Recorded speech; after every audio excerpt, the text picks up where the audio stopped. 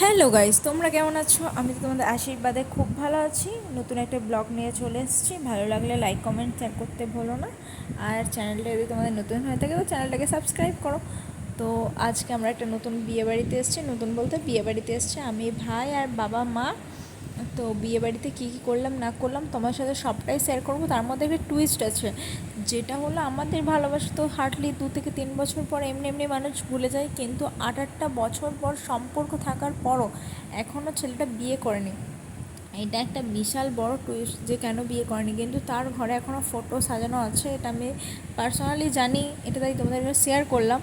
আর এখানে আমি রিলসের জন্য ফটো ভিডিও যা যা বানাচ্ছিলাম সব অ্যাড করে দিই, যাতে ভিডিওটা বড় হয় আর তোমাদের তো ভিডিওটা দেখতে ভালো লাগে।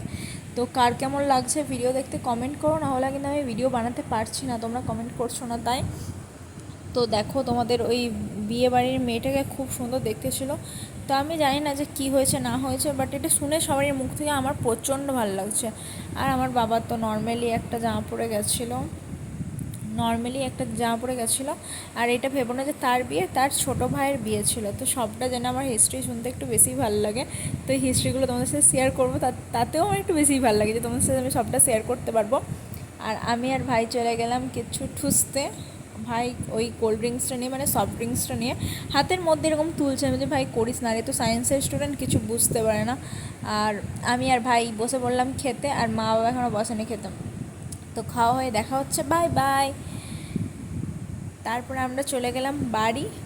বাড়ি যাওয়ার পর বাই বাই, গুড নাইট, সবাই ভালো থাকবে সুস্থ থাকবে, বাই।